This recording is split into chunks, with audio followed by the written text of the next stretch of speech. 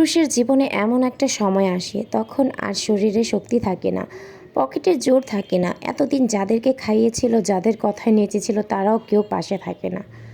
পাশে থাকে একমাত্র ওই অবলা নারী, তার স্ত্রী, যাকে সে দিনের পর দিন অবহেলা করেছিল, মানুষের কথায় তার ওপর মানসিক শারীরিক নির্যাতন করেছিল। পুরুষকে জন্ম দেন একজন নারী, আবার সেই পুরুষের শেষ সময়টা পাশে থেকে সুন্দর একটা মৃত্যু উপহার দেন একজন নারী। একজন পুরুষের শারীরিক শক্তি ও পকেটের জোর যতদিন থাকবে, ততদিন সে তার স্ত্রীকে মানুষ মনে করে না। যখন এসব ভাটা নেমে আসে তখন তার হুঁশ ফিরে, কে তার আপন আর কে তার পর। আসলে তখন আর কিছুই করার থাকে না। আপনার ভালোবাসার এখন আর তেমন মূল্য থাকে না, কারণ আপনার স্ত্রীর কাছে এসবের আর দরকার পড়ে না। সে অভ্যন্ত হয়ে পড়ে অন্যভাবে, হেলায় অবহেলায়, ভালোবাসায়, যত্নে, কোনো কিছুতে সে খুশি অখুশি হতে পারে না। সংসার এক মায়ার বাঁধন। এখনও এখানে ভালো লাগলে আঁকড়ে ধরে থাকতে হয়, না লাগলেও থাকতে হয়। কত শত সংসার টিকে থাকে শুধুমাত্র সন্তানের মুখের দিকে চেয়ে। সেই সন্তানও এক সময় পর হয়ে যায়। শেষ সময় এসে পাওয়া যায় না, পাওয়ার হিসাব মিলাতে গিয়েও হিসেব মিলে না। সেই অবহেলিত, অযাচিত নারী আপনার শেষ বয়সে আপনাকে বাহুডোরে বেঁধে রাখে, বিপদে আপদে, সুখে দুঃখে। আজ থেকেই সতর্ক হন, নিজের সহধর্মীকে মূল্য দিন। শেষ বয়সে অন্তত লজ্জিত হতে হবে না তার কাছে। জি, ভালোবাসুন আপনার স্ত্রীকে। আসসালামু আলাইকুম, আমি ঝুমুর কিয়া। আমার পেজের পক্ষ থেকে সবাই কেমন আছেন? অনেকদিন পর আবার চলে এলাম একটা নতুন ব্লগ ভিডিও নিয়ে। আর সারাদিন কি করেছি সব কিছু আপনাদের সাথে শেয়ার করছি। সকাল থেকে গ্যাস নিয়ে চুলায়, তো এক চুলায় একটু ভাত রান্না করেছিলাম, আরেক চুলায় একটু অল্প শস্য দিয়ে ইলিশ মাছ রান্না করেছিলাম। সেটা দিয়ে দুপুরের লাঞ্চ কোনো মতো সেরে নেব।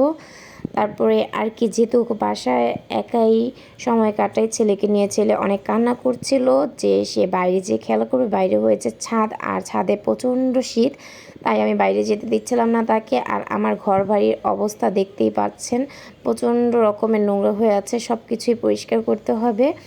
আর এখানে আমি এসে পাশের রুমের জানালাগুলো খুলে দিচ্ছি, কারণ এই জানালা দিয়ে প্রচণ্ড রকমের ময়লা আসে। যেহেতু এই রুমে তেমন একটা থাকা পড়ে না, বসা মাঝে মধ্যে একটু বসা পড়ে, তাই আমি জানালাগুলো বেশিরভাগই বন্ধ করে রাখি। আর এইখানে আমার সোফাটাতে একটু ময়লা পড়ে যাবে, এটার জন্য আমি ওড়না দিয়ে আর কিছু কাপড় দিয়ে এভাবে ঢেকে রাখি।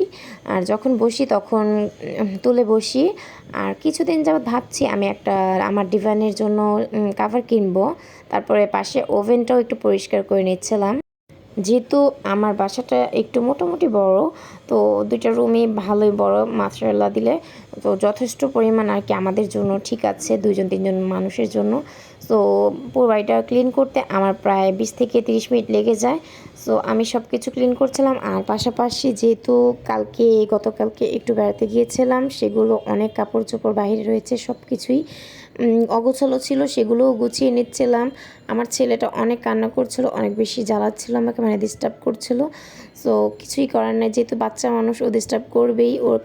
ওর সব কিছু সামলিয়ে নিজের কাজগুলোও করতে হয়। মাঝে মাঝে ওকে একটু অবহেলা করা হয়ে যায়, কি করব। আর একা হাতের কাজও করতে হয়, ওকেও দেখতে হয়, সব কিছু মিলিয়ে এভাবে জীবন কাটে। তারপরে এই তো গোসল টোসল করে ওকে খাইয়ে দেন আমি একটু খেতে বসেছিলাম। এটা সরষে ইলিশ মাছ রান্না করেছিলাম যদিও, তো অল্প কয়টা ভাত নিয়ে বসে পড়েছিলাম খাওয়া দাওয়ার জন্য। খাওয়া দাওয়া শেষে একটু বিশ্রাম নিচ্ছিলাম, আর আমার ছেলে একটু কার্টুন দেখছিল।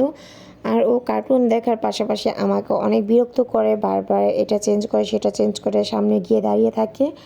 সো ওকে ট্যাব দিলে দেখা যায় ওর ইচ্ছে মতো ও ট্যাব যখন চালাবে, আর না হয় টিভি দেখবে বা মনিটর ইউজ করবে, ওর ইচ্ছা মতো সব কিছু ও করবে। দেন ওর বাবা আলু নিয়ে এসেছিলো, টাটকা টাটকা আলুগুলো, যেহেতু শীতের নতুন আলু, নিজের গাছের কিছু ধনিয়া পাতা দিয়ে তারপর ভাবলাম যে আলুগুলো রান্না করি, মানে আলুর দম রান্না করব। গরম গরম আলুর দম খেতে ঝাল ঝাল করে খুবই বেশি ভালো লাগে, টমেটো দিয়ে, বেশি করে পেঁয়াজ দিয়ে, কাঁচামরিচ, ধনিয়া পাতা তো সাথে থাকবেই। এগুলো হচ্ছে আমার নিজের হাতে লাগানো ধনিয়া পাতা, অনেকগুলো ধনিয়া পাতা হয়েছে। সো অনেকগুলোই আমি কেটে নিয়েছি, এগুলো দিয়ে এখন আমি কেটে কুচি কুচি করে আলুর দমে দেবো। তারপরে আমার হাজব্যান্ড নাস্তা নিয়ে এসেছিলো, সেই নাস্তাগুলো করে এই আলুর দমটা গরম গরম রান্না করে আমি এখন তাকে দেব। সে কিন্তু আলুর দম খুবই বেশি পছন্দ করে। আসলে তার সাথে থাকতে থাকতে এখন আমিও ডিম, আলুর দম এসব কিছু অনেক বেশি পছন্দ করতে শুরু করেছি। যাই হোক, এই যে দেখুন আমার পছন্দের মানুষটি শুয়ে আছে, সে ল্যাপটপে তার কাজ করছিল। আসলে কম্পিউটারে তার একটু সমস্যা হচ্ছিলো, তাই সে এখন ল্যাপটপ কিনেছে, ল্যাপটপেই কাজ করে শুয়ে শুয়ে। সো তাকে দিলাম, সে খেয়ে অনেকটাই হ্যাপি। সো আজকের জন্য এই পর্যন্তই। আপনাদের সাথে দেখা হবে নেক্সট ব্লগে আবার। ততদিন পর্যন্ত আমার পাশে থাকবেন। আল্লাহ হাফিজ।